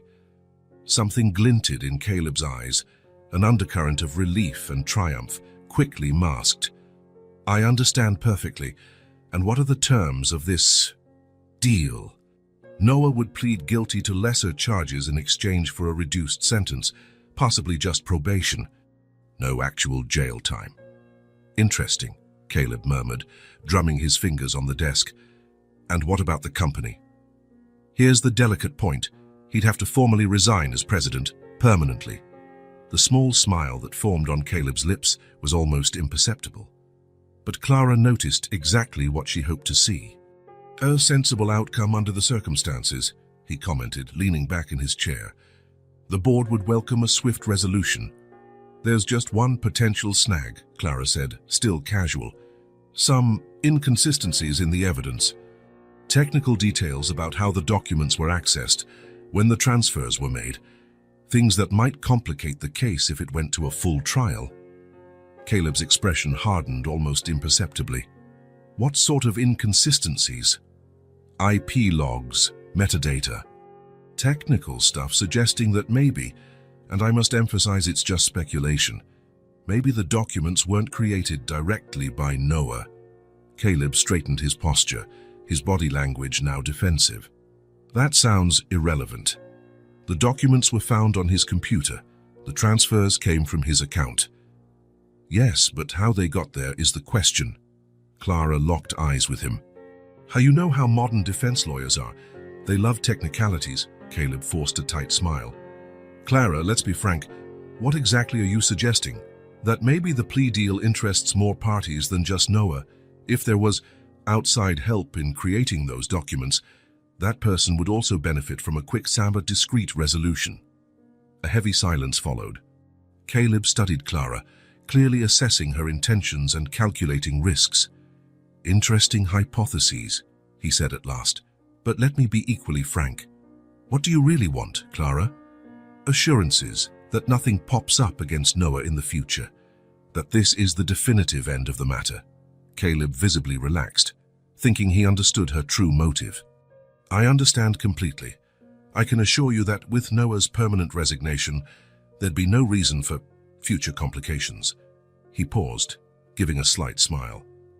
After all, the goal would already have been achieved. And what goal is that exactly? Clara asked, keeping her tone innocent. Caleb gave a small shrug, now more confident. Stability for the company, of course. Strong leadership without distractions. Like the issues Noah was raising about some of your more recent investments? Something darkened in Caleb's eyes. Noah has outdated ideas about risk management. The company needed fresh blood, more daring directions. To cover personal debts, perhaps. The change was immediate. The smile vanished. His relaxed posture evaporated. Watch yourself, Clara. You're making dangerous accusations. I'm not accusing anyone. I'm just exploring possibilities to better advise my client. Clara kept her voice calm, knowing she was treading dangerous ground. It's my job to consider all angles. Caleb studied her for a long moment, then seemed to reach a decision. Let's be clear. The situation is simple. Noah made mistakes, got caught, and now has to pay the price. If he wants a deal, great. Sign the papers, resign from the company, and we all move on. And if he decides to fight, take it to trial. A cold smile spread across Caleb's face. Then he'll lose. The evidence is solid because it was meticulously prepared. Every login, every transfer, everything done to be irrefutable. Clara leaned in slightly. Done by whom, exactly? Caleb let out a short, arrogant laugh. You're good, Clara. Very good. But not good enough. He adjusted the golden watch on his wrist. Let's just say that when you plan something for years, you learn not to leave loose ends. Or rather, you leave exactly the traces you want found. Years? Clara seemed genuinely surprised. You've been planning this for years. Noah was always the favorite, the visionary, the prodigy, he said bitterly. I was just the reliable older brother, the administrator, the support, even though I was the one keeping the company running while he played philanthropist. So when he started questioning your financial decisions, he had no right, Caleb snapped, momentarily losing control. Not after leaving the dirty work to me for years. Not after I covered his mistakes so many times. Clara stayed silent, letting him continue. It was almost too easy, Caleb went on, speaking more to himself than to Clara. His login, his digital signature, so accessible when you know the systems from the inside. He never even suspected he was being set up until the feds showed up. He suddenly remembered where he was and with whom he was speaking. The arrogant smile returned, the mask of control slipping back into place. But that's all speculation, obviously. What matters now is the plea deal. Clara nodded slowly, closing her folder. I think I have all the information I need, she said, standing up. I'll discuss your perspective with my client. I hope he's sensible, Caleb replied, also standing, for everyone's sake. One last question, if I may, Clara said, hand on the door handle. Does anyone else know about how the evidence was really created? Caleb's confident smile returned.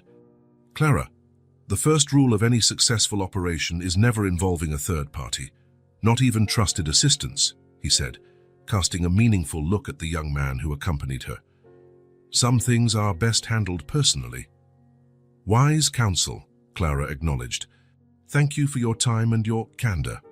3 hours later, Clara's office was buzzing with activity. Prosecutors, investigators, and Clara herself listened repeatedly to the recording, each pass revealing more incriminating details. It's practically a confession, remarked one of the prosecutors, impressed. He admits to planning everything, forging evidence, using his brother's login. Combined with the technical records and the witness statements, Clara added, we have a solid case. What about the witnesses? The girls? Asked the lead investigator. Will we need them in court? Clara glanced at Lorena, who had just arrived. With this recording, maybe not. But their formal depositions are already on file, just in case. The important thing now, the chief prosecutor interrupted, is to act quickly. If Caleb realizes he's been trapped, he might try to flee or destroy more evidence. Events unfolded at breakneck speed in the following hours. An arrest warrant was issued for Caleb Crane. Simultaneously, a team of federal agents raided his mansion and offices, seizing computers and documents. The arrest took place in the company parking lot, captured by security cameras that soon fueled every news outlet. The mighty Caleb Crane, handcuffed and stunned, being led into a police car. The shock on his face showed that, until the last moment, he believed he was above consequences. Meanwhile, in another part of the city, Noah Crane received the news of his imminent release. The charges against him had been dropped, his innocence recognized by the authorities. Thursday of the next morning, the press crowded around the entrance of the Metropolitan Detention Center. The story had blown up overnight, the innocent man freed, the real culprit arrested, a plot fit for a movie. When Noah finally emerged, he looked both exhausted and relieved. Clara walked on one side of him. On the other, surprisingly, was Lorena. "Mr. Crane, how do you feel about being released? Are you going to sue the state for wrongful imprisonment? What do you plan to do about your brother?" Questions bombarded him from every side. Noah raised a hand asking for silence, and the reporters, surprisingly, complied. "I am grateful that justice has finally prevailed, he said simply. "I thank everyone who believed in my innocence and worked to prove it." "Are you returning immediately to the presidency of Crane Enterprises?" someone shouted from the back. "There are more important matters right now," he replied. "The company is in capable hands while everything is sorted out." "Are you angry at your brother for betraying you?" a bolder reporter asked. Noah remained silent for a moment. "My feelings about my brother are a private matter," he finally said. "The judicial system will do its job as it should." It was clear he wouldn't feed the media spectacle. No inflammatory accusations, no promises of revenge, just dignified composure, which ironically earned him more respect than any dramatic outburst. "One last question," insisted a veteran journalist. "Who do we credit for uncovering the truth? Who exposed Caleb's scheme?" Noah looked at Lorena, who gave him a subtle nod. "If I'm free today," he said, voice suddenly thick with emotion, "it's because two kids nobody listened to chose to speak up. Two young observers who saw the truth when everyone else was blinded by a well-crafted lie." A murmur swept through the crowd. This wasn't the answer they expected. "Children? Which children?" The questions resumed, more urgent this time. But Noah, Clara, and Lorena were already heading toward a waiting car, ignoring the growing clamor. Some stories don't belong in the headlines. Some truths are too precious for public consumption. In Lorena's apartment, Lily and Leia watched it all on TV, their little faces lit up by smiles at seeing Noah finally freed. The truth they had witnessed and fought for now had enough shape and strength to topple the powerful and lift up the just. And for two small girls the world had forgotten, it was more than justice, it was validation. For the first time, their voices mattered. They had been heard. The distant hum of the city drifted through Lorena's apartment windows that Sunday afternoon. 3 weeks had passed since Noah Crane's release and his brother's arrest. The dust was settling, although the media continued to milk every possible angle of the story that had shocked the country. Lorena was in the kitchen making a snack, while Lily and Leia drew at the living room table when the doorbell rang. The girls immediately exchanged wary looks, that ingrained reflex from life on the streets. "It's okay," Lorena said, drying her hands. "We're expecting a visitor today." She walked to the door and looked through the peephole before opening. Outside stood Noah Crane, holding a package wrapped in colorful paper. He looked very different from the last time she'd seen him leaving the prison, his tired expression replaced by one of calm, though his eyes still bore the marks of a man who had stared into an abyss and survived. "I hope I'm not late," he said when Lorena opened the door. "Actually, you're perfectly on time," she smiled, stepping aside. "They're excited to finally meet you." In the living room, the twins remained seated, quiet and alert, their drawings briefly forgotten in the presence of their visitor. Lorena noticed how they sat up straighter, how their small hands found each other for mutual support. "Lily, Leia," Lorena said softly, "this is Noah Crane, the man you helped." Noah advanced slowly, careful like someone approaching wild animals that might bolt at any sudden move. He stopped a respectful distance away and smiled. "Hello," he said simply. "It's an honor to finally meet you." The girls observed him with that evaluating look Lorena knew well, the look that saw through appearances and judged a person's true nature. After a moment, both relaxed almost imperceptibly. "You look better now," Lily commented, always the more direct. Noah laughed, the genuine sound of someone both surprised and delighted. "I'm much better, thanks to you." "Miss Lorena says you do good things," Leia added, curiosity overcoming her shyness. "You help people like us." "That's true," Noah nodded. "Or at least I try. But today I came to thank the two people who helped me when I needed it most." He stepped a bit closer, and to everyone's surprise, including his own, knelt in front of the girls so he was at their eye level. The gesture, unplanned, came naturally, a sign of respect that transcended their difference in age and social standing. "You saved my life," he said, voice thick with genuine emotion. "When everyone believed the worst of me, you saw the truth. You spoke up when it would have been easier to stay silent." The twins watched him with wide eyes, clearly unused to adults kneeling before them or addressing them with such respect. "That's why," Noah continued, "I want to thank you and tell you that you can ask for anything.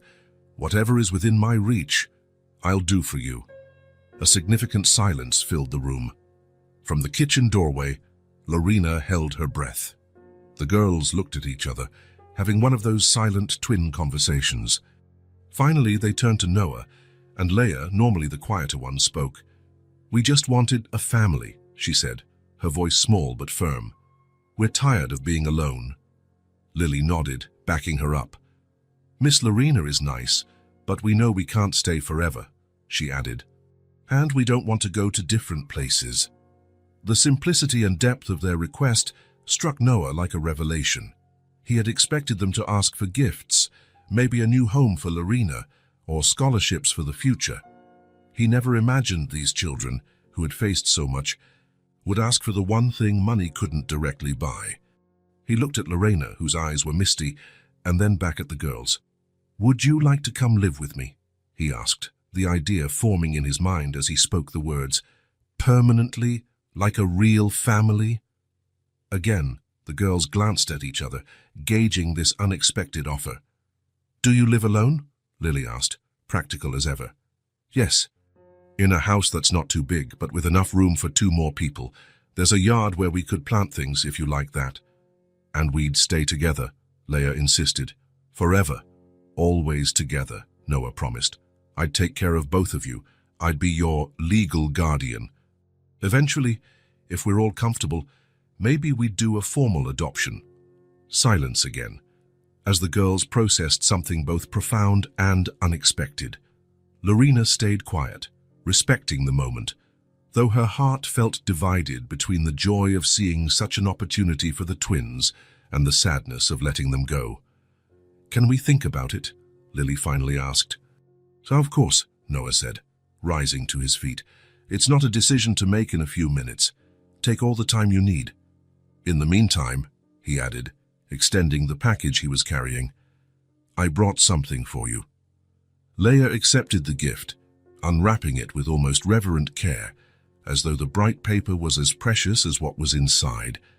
2 identical plush bears and a book of illustrated stories. "Miss Lorena said you like bedtime stories," Noah explained. "Thought you might enjoy a new book." The girls smiled, their first genuine smiles directed at him, and something warmed in Noah's chest that had been cold for too long. The rest of the visit was calm. Noah, Lorena, and the girls shared the snack Lorena had made, talking about simple things, how the girls were settling in, which stories they liked, what foods they preferred. Noah, with newly found sensitivity, avoided questions about their past or any mention of his own recent ordeal. There would be time for heavier subjects later. Today was about building bridges. When he finally left, promising to return soon regardless of their decision, the twins seemed thoughtful but not as nervous as before. Something in Noah's sincere presence had touched that part of them that, despite everything, still believed adults could be trustworthy. The answer came sooner than anyone expected. The next morning, Lily woke Lorena with a simple statement. We want to go with him. It wasn't an easy decision for the girls, Lorena knew. They had found security and affection in her small apartment, but they also recognized the opportunity Noah presented, not just materially, but as someone who, like them, knew what it was to be wrongly judged and then redeemed. The legal arrangements were surprisingly straightforward, thanks to Noah's influence and Lorena's unwavering support. Clara Wilson, the attorney who had done so much to prove Noah's innocence, personally oversaw the paperwork, ensuring no detail was overlooked. It's a new beginning for all of you, she said during their final meeting, before submitting documents to the judge. Something beautiful born from so much adversity. Within a week, the girls were moving to their new home, a modest house in the suburbs, far from the glitz and ostentation Noah's fortune could have afforded, but perfectly suited to a family in the making. The bedrooms prepared for them were simple but welcoming. Soft-colored walls, comfortable beds, shelves for books yet to be discovered, and a shared desk by the window for drawing and future studies. Noah had worked hard to create a space that felt both cozy and open to personalization, knowing the girls would need time to truly feel at home. You can change anything you want, he told them, showing them the rooms. Paint, furniture placement, I want you to feel like this is yours. We never had a room just for us, Leia murmured, running her hand over the soft comforter with near reverence. It looks like one of those fake store displays, Lily added, like we used to see in shop windows. Her comment broke Noah's heart, though he hid it well. A harsh reminder of how they had lived on the margins, always gazing at a comfortable world that seemed unattainable. It's real, he assured, sitting on the edge of one bed. And it's yours now. The first days were filled with adjustments and mutual discoveries. Noah learned that Lily was allergic to strawberries, that Leia was afraid of thunder, and that both occasionally woke in the middle of the night, terrified by nightmares they wouldn't fully describe. He learned to keep a soft light on in the hallway, to check on them subtly, to accept that some emotional scars would take time to heal. The twins, for their part, found out that Noah was terrible in the kitchen but determined to learn. His first attempts at making bread resulted in bizarre lumps of dough more akin to rocks, much to their amusement. How can a grown-up not know how to make bread? Lily asked, laughing openly as Noah stared in dismay at his culinary failure. I guess nobody's born knowing, he answered, laughing at himself. Could you teach me? For the first time, the roles reversed. The girls became the teachers, sharing the practical knowledge they'd gained from watching bakers through back windows. That afternoon of flour everywhere and genuine laughter marked a turning point in their relationship. They also discovered Noah had a contagious laugh when truly amused, and that he took their opinions very seriously, from the color of the curtains to what they wanted to learn at school. Why do you care so much about what we think? Lily asked one evening, after Noah spent 20 minutes seriously discussing which flavor of ice cream they should buy. Because you matter, he said simply, and because the best decisions are the ones we make together. Together, they wove a new normal. Shared meals with conversations about the day. Evenings reading in the living room. Noah taking over the bedtime story ritual Lorena had started. Weekends at the park, at the zoo, or just exploring the neighborhood. Lorena visited regularly, a constant and loving presence that eased the transition. A challenge arose when it was time for the girls to attend school. Neither had consistent formal education, and the idea of being separated, even for a few hours, caused them visible anxiety. Noah worked with specialized educators to develop a gradual integration plan, starting with home tutoring, then short visits to the school, and finally a regular schedule, always in the same class, a condition he insisted upon. Their academic progress surprised everyone. Despite lack of formal schooling, the twins had learned a lot on the streets, basic math from small street markets, reading from discarded newspapers, urban geography from navigating every corner for survival. They have extraordinary minds, one teacher remarked after the first month. They soak up everything like sponges. They've always been extraordinary, Noah replied, the genuine pride of a father in his voice. 6 months after moving in, the formal adoption was completed with little fanfare, just a judge, the necessary paperwork, and a small celebratory lunch with Lorena, Clara, and a few close friends. No media, no public attention. Noah had insisted on that. The girls' privacy was sacred. "It's official now," he said, showing them the framed adoption certificates. "We're legally a family." "We were already a family before the paperwork," Leia observed, with a wisdom that sometimes startled her sister. "This just tells the world what we already knew." Noah embraced them both, trying to hide the emotion threatening to overwhelm him. How could these small children, who had faced such loss, grasp so deeply what truly made a family? Around the same time, something new began to take shape in the city's old industrial district. An abandoned building was renovated, painted in bright colors and filled with welcoming spaces. The Horizon Center, as it was named, quietly opened its doors to children experiencing homelessness, offering meals, medical assistance, educational support, and most importantly, a safe place to exist without fear. "It was inspired by two very special young people," Noah explained to the staff at the private opening, "who taught me that sometimes all we need is for someone to truly see and hear us." The center operated under a different philosophy than typical institutional shelters. No pressure, no mandates. Kids could come and go as they pleased, find the kind of help they needed at the moment, be it a hot meal, a shower and clean clothes, a chance to return to school, or legal guidance. A carefully selected multidisciplinary team worked with each child individually, respecting their stories, fears, and dreams. And although no one besides Lorena and a select few knew, many of the center's policies and practices were directly inspired by Lily and Leia's experiences and all they had wished for while living on the streets. The twins never visited the center. Part of Noah's agreement with them was keeping them completely out of the spotlight, letting them grow up like any other kids. But they knew it existed, and sometimes helped assemble donations or prepare welcome kits for new visitors. "We're helping other kids like we used to be," Lily once said, as they labeled hygiene kits, "even if they don't know it's us." "Like secret superheroes," Leia added, smiling. Noah, watching them work together so diligently, thought about how they had once been heroes themselves, when no one else believed in him. 1 year after Noah's release, on a quiet winter evening, the three of them were cozily settled on the living room couch. Outside, snow fell softly, wrapping the world in a special hush. Inside, a fire crackled in the fireplace, casting dancing shadows on the walls. Lily and Leia, now visibly healthier and more confident than the day they shouted in the crowd, were snuggled under a big blanket on either side of Noah. They had just finished a bedtime story and now rested in that comfortable silence that exists only among people who truly feel safe together.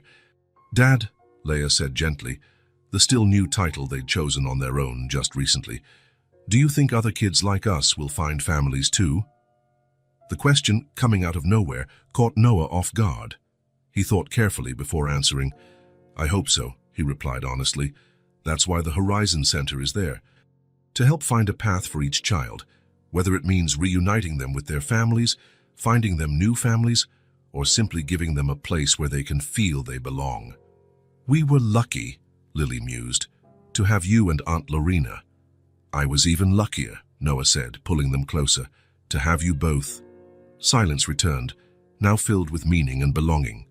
The twins, warm and safe, began drifting off to sleep, nestled against the adoptive father who had entered their lives in the unlikeliest way.